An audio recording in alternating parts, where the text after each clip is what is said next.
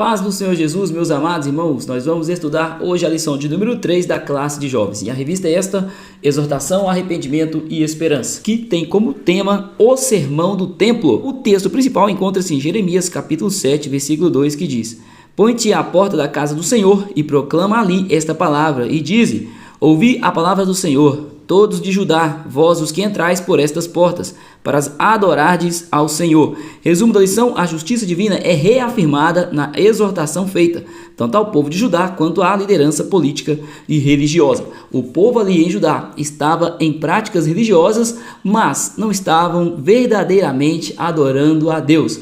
Então Deus falou para Jeremias: chame a atenção daquele povo, vá à porta do templo. E muito provavelmente era um momento em que estavam muitas pessoas ali reunidas na cidade, no templo, e Deus usou o profeta para proclamar uma palavra de arrependimento para aquele povo que ali estava, chamando a atenção deles para que eles pudessem adorar verdadeiramente a Deus, verdadeiramente e somente o próprio Deus, porque esta é a vontade de Deus para a vida daqueles ali e para nós também nos dias de hoje. Os objetivos da nossa aula é compreender primeiramente a importância da profecia de Jeremias na porta do templo, explicar o que é uma vida espiritual bíblica, o que é, né? E destacar as causas e as consequências de uma vida espiritual vazia. Então, tema importantíssimo para os dias de hoje, no qual chamaremos a atenção dos jovens para uma adoração sincera, verdadeira, menos emocional, mais racional, e assim Deus fará um mover genuíno na vida de cada um dos nossos alunos.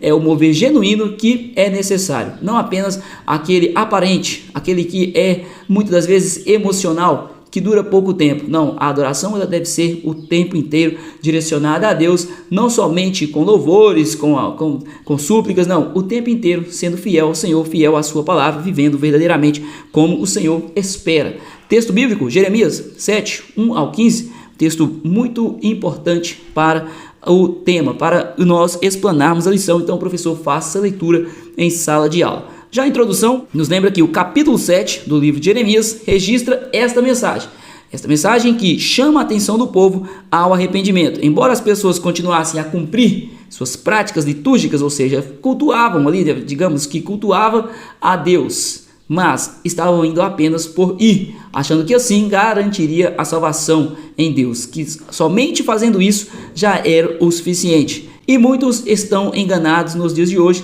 cometendo tais práticas. Vão apenas à igreja, estão indo à igreja, e às vezes, né, quando pode ir, ou às vezes só no domingo, as pessoas acham que estão cumprindo um cronograma com Deus e ganhando pontos com Ele, mas não é assim, né? A obra do Senhor, ela é feita com alegria. O desejo de estar na presença do Senhor é um desejo de gratidão em nossos corações. Por isso é importantíssimo nós irmos à casa do Senhor de coração aberto para entregar o nosso melhor. E o povo ali estava vivendo de uma forma religiosa, apenas a religião eles estavam vivendo, não estavam vivendo a Cristo. E na lição deste domingo, então, nós vamos falar sobre outros assuntos, além desse, por exemplo, como a apostasia, né, quando o homem se desvia do caminho do Senhor, da falsa adoração e do mal que uma vida cristã sem compromisso com a verdade é capaz de fazer. Sim, ir à igreja somente por interesses próprios é condenação para a vida de quem está vivendo de tal forma. Tópico 1, a voz no templo. Ponto 1, frequentadores do templo, né? Subtópico 1. Jeremias recebeu a missão de ir até Jerusalém, posicionar a porta do templo e pôr-se a gritar, ou seja, Deus chamou Jeremias para ir lá pregar a palavra com veemência, com autoridade, que Deus dá para cada um de nós. Nós, buscando o Senhor, nos concede essa autoridade, porque o nosso Deus quer usar justamente aquele que se propuser, aquele que estiver à disposição. Então Jeremias estava, Deus falou para ele: vá e prega com autoridade, porque eu estarei contigo. Provavelmente a cidade estava cheia de pessoas e o templo, como sempre era, né, a época ali, extremamente concorrido, muitas pessoas querendo estar no templo. As pessoas queriam buscar a Deus de uma certa forma, o que eu digo é que muitas queriam buscar a Deus, alguns com interesse verdadeiro, mas a maioria aqui, né, ou provavelmente, muito provavelmente, toda a maioria estava buscando por interesse próprio, porque estava perdido na idolatria a outros deuses. O próprio Deus condena em várias passagens este povo que estava vivendo, iam ao templo, buscava a Deus, mas quando estavam em casa, quando estavam em seus familiares, apresentava oferendas a outros deuses, por exemplo. Era possível notar a falta de reverência, a falta de compromisso verdadeiro com aquilo que é sagrado. A mensagem era de arrependimento, e nós estudamos isso na última lição, né? O profeta Jeremias foi chamado para pregar esta palavra para o povo de Judá, uma palavra de arrependimento, para que o povo voltasse ao caminho do Senhor, e essa palavra deveria ser proclamada ali aos frequentadores do templo. Eles estavam cumprindo com os rituais litúrgicos, mas estavam com o coração distante de Deus. Isso pode muito bem acontecer nos dias de hoje. As pessoas irem ao templo, irem à igreja, buscar a Deus, estando ali apenas por estarem, apenas por uma religiosidade vazia, uma vida cristã vazia. Estão indo apenas à igreja. Muitos estão fazendo dessa forma. Não sentem a verdadeira graça em suas vidas, o desejo de estar ali. Muitos até vão, porque se não for, o pastor vai vir aqui me buscar. Se eu não for para a igreja, o pastor vai ficar me mandando mensagem. Então muitos até estão indo por este motivo ou por outros motivos. Mas nós devemos ir, todas as vezes que irmos à casa do Senhor, devemos ir com o coração aberto para adorar o nosso Deus, para agradecer por tudo que Ele tem realizado, para engrandecer o Teu santo nome.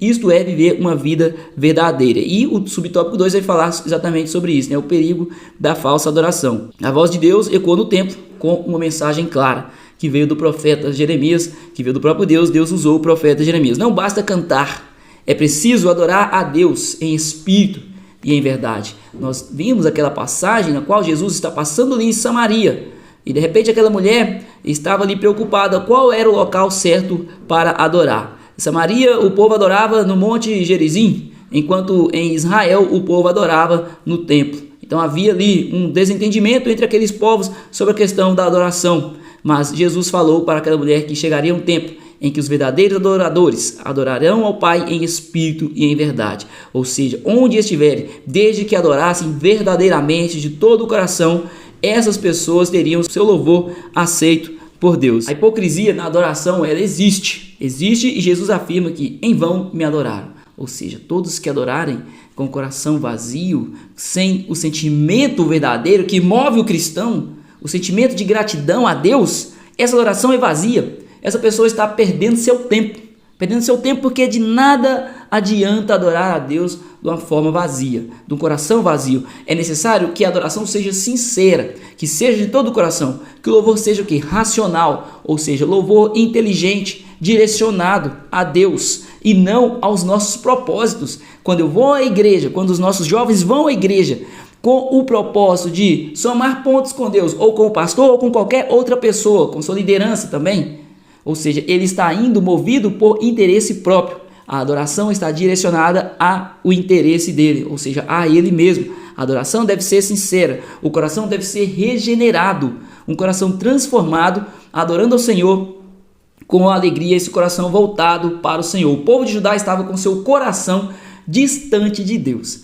Iam ao templo, mas o coração estava longe daquilo que é sagrado. Viviam apenas por viver, cumprindo ali as ordenanças, cumprindo as leis, que ali era o propósito, né, para aquele povo, e dessa forma achava que estava tudo bem, mas não estava. Subtópico 3, Siló, um triste exemplo. A mensagem de Jeremias afirmava que Deus faria ajudar o que havia feito a Siló. Em Siló ficava o tabernáculo do Senhor, a arca do concerto e os sacerdotes ali que foram mortos. Eli deixou que seus filhos, que eram, né, os que sucederiam ali a linhagem sacerdotal, cuidariam do templo, eles profanavam o templo e Eli não fazia nada. Então Deus interrompeu aquele ciclo sacerdotal, fazendo com que ali fosse extirpado toda aquela linhagem que não servia ao Senhor verdadeiramente. Então foi um triste fim para aquele povo que ali estava em Siló. E a mensagem de juízo de Jeremias para o povo de Judá foi a mesma, que aconteceria o mesmo com eles. O zelo religioso não impediria que Jerusalém fosse destruída. Somente o zelo religioso, enquanto não adorava o Senhor com todo o seu coração. O fim de Siló foi trágico, o fim de Jerusalém também seria. Esta foi a mensagem do profeta Jeremias ali na porta do templo. Tópico 2, a vida espiritual bíblica. Definição de espiritualidade. O que é? É o ato de valorizar o que é espiritual. O nosso Deus, Ele é Espírito. Ele é Espírito, importa que aqueles que o adoram, o adorem em espírito e em verdade. Ele é espírito. E a adoração, ela deve ser voltada ao Senhor com sinceridade, do íntimo do nosso ser. E quando nós falamos do íntimo do nosso ser, nós estamos falando dessa parte que somos também, que somos corpo, alma e espírito. E o espírito precisa estar ligado com Deus, precisa estar inteirado, precisa estar conectado com o próprio Deus. Então, essa é a espiritualidade cristã que nós vivemos, centrada em Cristo, direcionada a Deus. Esta é a espiritualidade que é necessária aos nossos jovens, que é necessária a cada um de nós para vivermos a vontade daquele que nos chamou, que nos enviou, que nos salvou, que nos libertou, que fez tudo por nós. É o nosso Deus. A adoração é direcionada a Ele. A gratidão nós devemos dar ao Senhor o tempo inteiro, influenciando na sua fé. Ou seja, a espiritualidade, quando nós estamos próximos ao Senhor, em comunhão com Deus, em intimidade com o Senhor, a nossa fé é fortalecida, o nosso pensamento é mudado para as coisas de Deus, é direcionado para aquilo que é sagrado, na forma de enxergar a vida, nos relacionamentos, no enfrentamento das dificuldades. Até nas dificuldades nós saberemos lidar. Como muitos hoje não sabem lidar com os seus problemas, tomando para si decisões precipitadas, o jovem, o cristão verdadeiro, ele terá a saída certa se estiver em Deus, ouvindo a voz do Senhor. Uma vida espiritual faz com que a ação do Espírito Santo seja real na vida deste jovem. E este jovem, com esta ação do Espírito Santo na sua vida, saberá o caminho certo, porque o Espírito Santo faz isso por nós, nos direciona, nos mostra o caminho, nos auxilia na nossa caminhada. E quando se fala em dificuldades, em enfrentamento de lutas, é importantíssimo que o cristão esteja atento à voz de Deus, porque esta carne vai querer tomar decisões precipitadas, decisões na quais que não será o momento certo, que muitas das vezes não será o momento certo, mas o Espírito Santo falará conosco: calma, este ainda não é o momento. Aí o Espírito Santo fala: agora vai, meu filho, marcha, porque este é o momento e Deus vai te abençoar. É assim que é assim que sempre será Deus cuidando de nós. Mas para cuidar, nós precisamos estar conectados com Ele. Um ponto importantíssimo a frisar neste subtópico é que a vida cristã, ela não é invisível. Ela não é invisível. A vida cristã, a espiritualidade, ela não é invisível. Por quê? Porque ela reflete através dos frutos do Espírito. Ou seja, o cristão que tem o mover do Espírito Santo na sua vida, ele terá um mover genuíno através de boas ações como amor, como longanimidade, benevolência, alegria verdadeira. Estes são os frutos do Espírito, e a vida espiritual, o resultado, a consequência disso não é invisível. Às vezes muitas pessoas pensam que a vida espiritual envolve somente aquilo do ser humano. Não, reflete também naquilo que nós fazemos aqui na terra, aquilo que nós fazemos, os relacionamentos, tudo isso será refletido através das nossas atitudes diárias. Subtópico 2, a vida espiritual e suas tendências atuais. Nem todo crente vive de maneira bíblica, assim como nem toda prática espiritual agrada a Deus. O pensamento da sociedade atual tende a não aceitar o que é padrão, aquilo que é moral, aquilo que já se provou que é certo e que inclusive está na Bíblia Sagrada. O mundo hoje rejeita, fazendo as suas próprias verdades, vivendo o chamado relativismo moral. Aquilo que for bom para você, você vive. É importante que você encontre a sua felicidade no que você está fazendo. Mas não é assim. A verdade Deus já escreveu, já está escrito na palavra de Deus. O melhor para o homem está na Bíblia Sagrada. E a Bíblia Sagrada é a vontade de Deus. Para o pensamento pós-moderno, é possível ter experiências sobrenaturais com Deus sem comprometer-se com Cristo. Isso aqui não é uma verdade, né? E muitos até falam: eu já aceitei Jesus na minha vida. E apenas afirmam isso, mas a sua vida, as suas atitudes não é de um cristão verdadeiro, transformado, que aceitou a Cristo. Então muitas pessoas até usam dessa frase, provavelmente muitos dos nossos irmãos já ouviram isso, de pessoas que aceitaram a Cristo. Lógico que algo bom, especial, quem é que não aceitaria? Mas o templo precisa estar arrumado, o templo precisa estar todo ajustado para que Jesus possa morar nele. Então nós precisamos nos comprometer com Cristo. Não é somente dizer que estamos vivendo uma vida espiritual, ou não é somente viver uma vida religiosa e também viver os prazeres do mundo e falar que aceitou a Cristo, mas a sua vida não refletir a sua afirmação. Esta é a chamada de atenção para a nossa juventude. Falar que é de Cristo, falar que vive para Cristo, que aceitou a Jesus, Agora é requerido de nós uma vida de santidade. Na verdade, este é o padrão do crente, né? O padrão do crente. Ele aceitou a Cristo, então agora a vida de santidade faz parte do seu dia a dia. 3. A prática da espiritualidade. O Criador fala e age. Esta é uma verdade. Aqui já mais ao meio desse subtópico. Então o Criador fala e age. Isso também é uma verdade. E a leitura da palavra de Deus, a oração e o jejum são práticas espirituais saudáveis de um cristão genuíno, mas elas devem ser acompanhadas de ações. Ou seja, nós como cristãos, para termos uma vida onde há comunhão com Deus, onde há um relacionamento com Deus, uma intimidade, é preciso buscar em oração e jejum, estando em sua presença, lendo a palavra, ouvindo a sua voz. Mas tudo isso deve refletir em ações, porque o cristão transformado, ele vai dar frutos. Esta é a principal prova que o cristão foi transformado. Salvação é pela fé e não pelas obras. Está escrito isso na palavra de Deus. Contudo, os salvos são chamados para as boas obras. A salvação é pela fé. E através da fé, com a nossa vida transformada, nós damos bons frutos. E aí, então, vem o que? A realização de boas obras. Nos dias de Jeremias, as pessoas frequentavam o templo e cumpriam os rituais litúrgicos determinados no Pentateuco, mas precisavam melhorar seus caminhos, suas ações. É exatamente o que Jeremias chamou a atenção daquele povo. Viviam uma vida que estavam enganando a si mesmo, dizendo ser santos, enquanto viviam da forma que queriam e não agradavam ao Senhor, não seguiam a sua vontade. Os preceitos bíblicos eram abandonados, as escrituras eram abandonadas para que cada um pudesse ver o seu modo de ser. Tópico 3, as causas e as consequências de uma vida espiritual vazia. Subtópico 1, a triste realidade de uma vida espiritual vazia.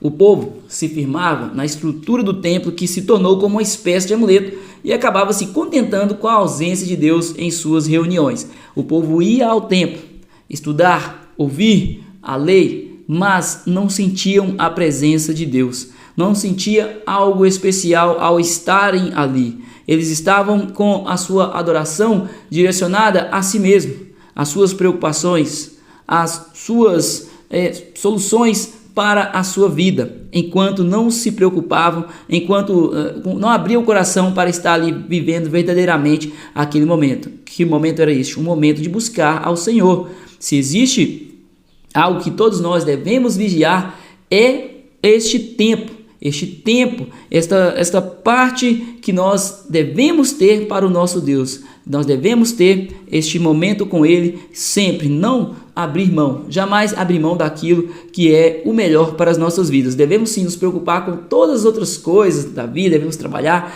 devemos cuidar da família, mas nós devemos sempre ter este relacionamento com o Senhor, porque é Ele quem cuida, é Ele que abre as portas, é Ele quem muda a situação, é Ele que traz a cura, é Ele que restaura o casamento que está para ser destruído, é Ele quem levanta a juventude do pó, que resgata, que transforma, é Deus quem faz. Jamais possamos esquecer isso. Então, quando todos nós irmos à casa do Senhor, devemos ir com o coração aberto. Um coração que vai para adorar verdadeiramente esse Deus que é digno de honra, glória e louvor. Essa atitude reafirma a inclinação humana de desejar criar seus próprios caminhos para chegar até a Deus. Existem muitos caminhos aí que são propostos para chegar até a Deus, mas muitos são caminhos de confusão e tampouco chega até a Deus, porque no meio do caminho essas pessoas acabam se perdendo. Existem caminhos que falam, esse é o caminho para o Senhor. Você, para chegar a Deus, você não precisa viver uma vida santa, não, você pode viver de qualquer forma. Deus já te escolheu, você agora viva como quiser, você vai chegar ao caminho do Senhor dessa forma. Existem caminhos por aí falando que as pessoas encontrarão a paz, a felicidade. Não se falam em Deus, mas falam da paz, da felicidade, aquilo que o homem precisa, daquilo que o homem só encontra em Deus. Então, são muitos caminhos aí, muitos caminhos de engano, muitos caminhos que estão tragando pessoas e a nossa juventude em muitas dessas situações, mas é importante que o cristão esteja atento à palavra de Deus para não ser enganado. Se houver alguma dúvida, que eles possam recorrer à palavra do Senhor. A presença do Senhor é indispensável e insubstituível. O nosso Deus, ele deve estar sempre no centro da nossa vida. Sempre. Esta presença, ela é indispensável para que nós possamos ter essa alegria verdadeira, felicidade em meio a tantas lutas que nós passamos, nós precisamos de Deus, nós precisamos da sua paz em nosso ser. 2. As causas e as consequências da vida cristã vazia. A vida cristã sem a aprovação e a presença de Deus é um perigo. Para o crente, o culto não é somente um ato litúrgico ou uma obrigação religiosa, mas a sua oferta de louvar a Deus e o seu momento de comunhão com Ele. Todas as vezes que o jovem vai à igreja, todas as vezes que o crente vai à igreja, ele vai para adorar ao Senhor. Ponto. É para este é o intuito de irmos à casa do Senhor, sermos gratos a Ele por tudo que Ele tem realizado. Quando entramos por aquela porta, é com este intuito, deve ser este intuito em nossos corações. Se porventura não haver esse desejo em nós, nós devemos rever os nossos conceitos, nós devemos rever aquilo que é o melhor para a nossa vida, buscando ao Senhor verdadeiramente para que Ele coloque esse desejo em nossos corações, no coração da nossa juventude, entendendo que nós vamos ali, não é para buscar os nossos próprios interesses, não é por religiosidade, não, nós vamos lá para adorar a Deus. Este deve ser o desejo, então, para que nós possamos ter uma vida cristã plena, uma vida plena na presença de Deus. Agora, quem tem uma vida cristã vazia, há consequências para esse tipo de pessoa. Primeiro, perca do direito de habitar com Deus. Isso é óbvio. Se a pessoa não tem um relacionamento com Deus, ela tem com outro ser. E esse outro ser aí, ele só traz perdição para a vida da juventude. Não ter as orações ouvidas pelo Senhor. Muitas pessoas oram, mas não recebem do Senhor porque não têm a intimidade, porque não têm a presença de Deus em suas vidas. A colheita de frutos da própria maldade. Haverá aquilo que, a lei da semeadura, aquilo que for plantado será colhido. Então, o crente, ele fazendo a obra do Senhor verdadeiramente, com alegria em seu coração, certamente o Senhor abençoará também a sua vida. 3. Uma mensagem urgente e atual. Jeremias, ele profetizou ali em torno de 627 e 586 a.C., mas a sua mensagem, ela é atual. A mensagem de Jeremias, a chamada, a exortação, a chamada ao arrependimento, ela é atual, necessária para os nossos dias. Portanto, todos nós devemos buscar ao Senhor de todo o coração, verdadeiramente, com alegria, e também chamando as pessoas ao arrependimento, assim como Jeremias fez, chamando as pessoas para se arrependerem de seus pecados, deixarem as suas vidas vazias, tanto para aqueles que estão dentro da casa do Senhor, enganando a si mesmo, não buscando o Senhor verdadeiramente, tanto para aqueles que estão perdidos no mundo. Todos eles devem ser chamados ao arrependimento, consertarem a sua vida no altar do Senhor. A dinâmica de hoje tem como título o templo e o coração. A base bíblica, Jeremias 7, é o que nós estudamos hoje. Não confieis em palavras falsas, dizendo: o templo do Senhor, o templo do Senhor, o templo do Senhor é este. O objetivo, mostrar que Deus não se agrada apenas de quem frequenta o templo, mas de quem vive com o coração transformado e obedece à sua palavra. Materiais necessários: desenho ou cartaz de um templo, igreja. Cartolina em forma de coração, um para cada grupo ou pessoa. Canetas ou marcadores. Papéis pequenos com palavras, algumas boas e outras ruins. Boas, por exemplo, amor, fé, perdão, obediência, sinceridade, justiça. Ruins, mentira, inveja, idolatria, hipocrisia, desobediência, egoísmo. Passo a passo. Explique brevemente o contexto. Jeremias foi enviado por Deus para pregar na porta do templo, dizendo que não adiantava o povo dizer que servia a Deus se vivia no pecado. Eles iam ao templo, mas o coração estava longe do Senhor. Mostre o desenho do templo e diga: aqui está o templo do Senhor. Esse desenho o professor poderá ter desenhado ou poderá também ter impresso, desde que retrate o templo. Então mostre o templo e diga: aqui está o templo do Senhor. Em seguida, entregue a cada participante ou grupo um coração de papel. Peça que eles escolham 3 palavras boas e 2 ruins dos papéis disponíveis e cole dentro do coração. 3 boas, 2 ruins. Depois colou dentro do coração, e cole todos os corações dentro ou ao redor do desenho do templo. Reflexão: mostre o templo cheio de corações e diga: Deus não quer apenas um templo cheio de pessoas, mas corações cheios de verdade, fé e obediência.